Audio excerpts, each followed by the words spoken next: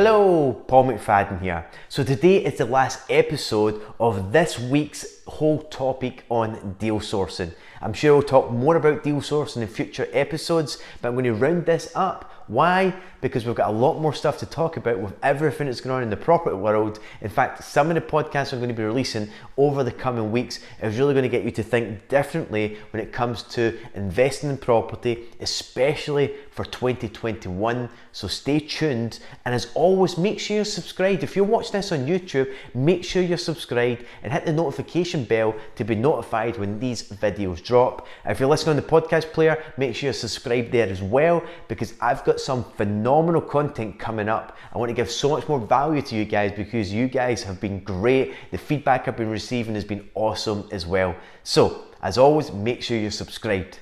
Now today, I want to pose a question to get you to think a little bit differently when it comes to deal sourcing. If you haven't got the book, this is the last time I'm going to be talking about it, Property Sourcing Blueprint. You can get it on Amazon or go to propertysourcingblueprint.com. The complete guide on how to source properties like a professional. Everything you will need on your deal sourcing efforts is in this book. On market, off market strategies. We go into the execution, the detail. We talk about how to maximize your deals. Everything is covered inside this book as well. So on that note, one of the questions I often get is, Paul, how much money should I spend on my marketing? Well, the reality is, how much you got and how much are you prepared to invest in your marketing?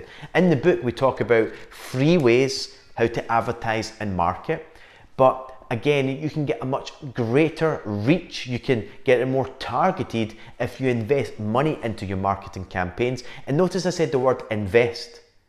Most people are scared to put money in their marketing campaigns because they're like, well, what happens if it doesn't get a return? Well, I can assure you, everything that we cover in this book has been tried and tested. It's worked for me, and it's worked for many of our students who have gone through our Property Prodigy program, who are now executing on this and getting results. It works, there's no question. But when it comes to investing in your marketing, you start where you start. If you have £500 a month to put into some of the strategies that we cover in the book, then so be it.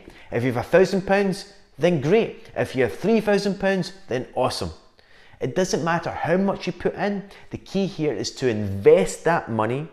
Make sure you're putting it into a number of the strategies that we cover in the book, and then you want to test and measure, make the tweaks, everything that we share in the book, and once you see what starts to work, which is going to take time, and that's the biggest challenge for most people, is that not only do you have to commit some monies in terms of investing into your marketing, you've got to commit that over a longer period of time, like 6 to 12 months.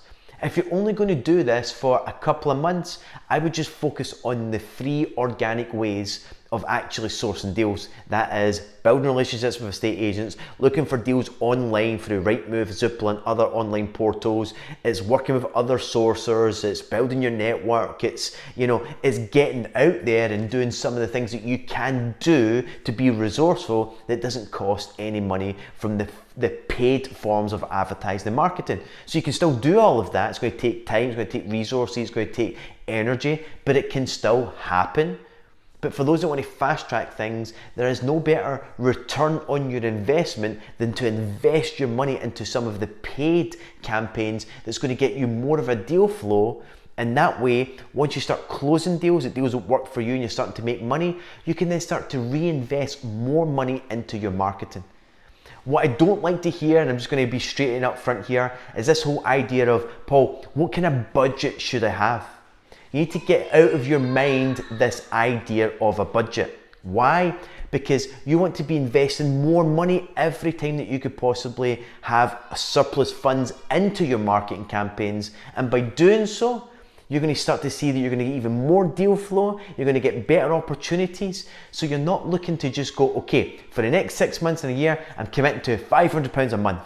No, you might commit to £500 a month for now, but as money starts to come in, my recommendation, and it's really going to challenge your mindset here, is the first deal that you do, that you source, maybe it's a deal trade that you package up and sell on and make £7,500. That's what our proteges make on average structuring a deal trade in the right way, or maybe it's a deal that you flip a property, make 20 grand flipping it.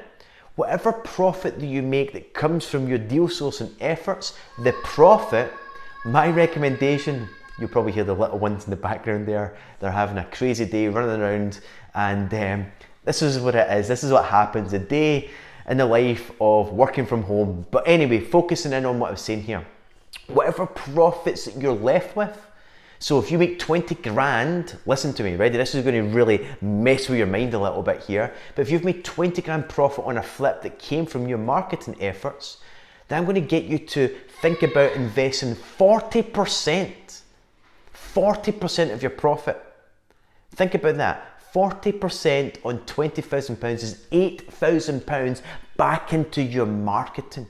And you'll have tested measures up until that point that you'll know where to put that money, and you're going to see a bigger deal flow, giving you more opportunities to convert and get deals that's going to add to your portfolio, be flips, or deals you're going to trade on, or deals that will use other investment strategies. Now that might sound scary at the moment, putting £8,000 into a deal sourcing campaign, but I will promise you, if you do this right, following the blueprint, you're going to see how that money will return you tenfold. This is how you start to scale your property business in a very different level. And if that scares you and you're looking for a blueprint to hold your hand and support you with that level of deal flow coming in, to make sure that you've got the right strategies to monetize that and to scale your business into 6 or even 7 figures, depending where you're at, then reach out by going over to propertyprotege.com. Check out what we do there, because we can support you and help you. We've made many people have a 6-figure income. We've created 7-figure earners as well, and we can do the same for you. And as always, make sure you subscribe to the YouTube channel. If you're listening to the podcast player, make sure you subscribe there, and I'll check back in with you tomorrow. So all the best, and bye for now.